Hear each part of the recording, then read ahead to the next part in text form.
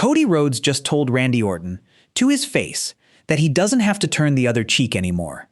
Sit with that for a second. That's not a line the good guy says. That's the exact sentence you say right before you stop being one. Welcome back to WrestlingCannva. I want to walk you through exactly what happened Friday night in Philadelphia, because once you hear the whole exchange, I don't think there's another read on this. Cody's turning. The only question left is when it actually happens on screen, instead of just in his words. Rewind to March. Orton and Cody sign a contract for their WrestleMania 42 title match, and it's the most respectful moment imaginable. Two old friends talking about their history going back to 2007. Then Orton turns around and beats Cody bloody against the steel steps, finishes with a chair shot to the head. First heel turn Orton's had in 5 years. Cody still beat him at WrestleMania. Orton himself admitted it recently, said Cody asked for his best version, got it, and lost anyway. That loss apparently broke something in him, because at SummerSlam, Orton showed up out of nowhere and RKO'd Cody mid-match against CM Punk, directly costing him the title. Friday night, Cody finally got his answers. Punk actually came out first, denied knowing anything about it, even offered to help track Orton down. Cody said no, he wanted this one himself. When Orton showed up, officials had to physically keep them apart before anything happened. Orton explained himself, said Cody wanted his best version at Mania, got it, and it wasn't enough to get him a 15th title, so now it's the worst version coming instead. He vowed to make sure Cody never becomes champion again, no matter who's holding the belt. And that's when Cody said the line, told Orton that without the responsibility of being champion weighing on him, he doesn't have to turn the other cheek anymore. Asked Orton, straight to his face, what the worst version of Cody Rhodes would actually look like. Then flipped Orton's own nickname back on him, called him the last great legend left in the company. If you're following this build closely, hitting like and subscribing genuinely helps me keep tracking it.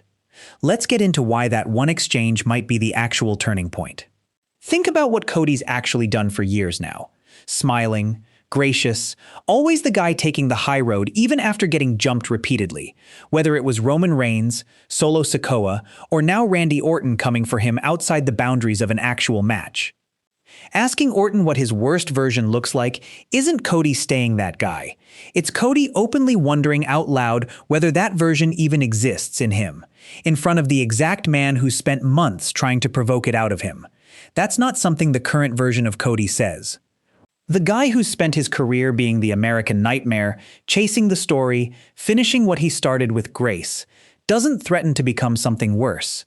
He says it because part of him is already there, and Friday was the first time he let it show instead of burying it under another gracious answer for the cameras.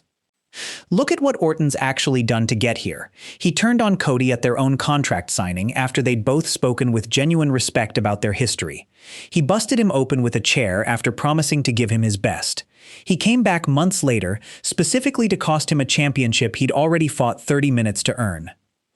Every single escalation has been calculated, and every single time, Cody's absorbed it and kept being the same guy.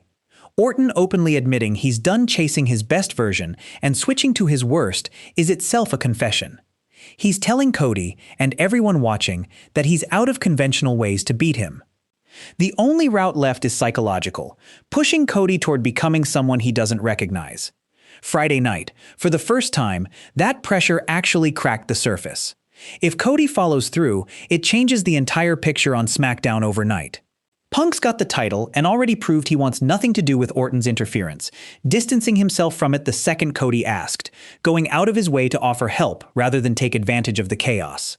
Kevin Owens is reportedly part of this title conversation too, adding another name into an already crowded picture at the top of the card.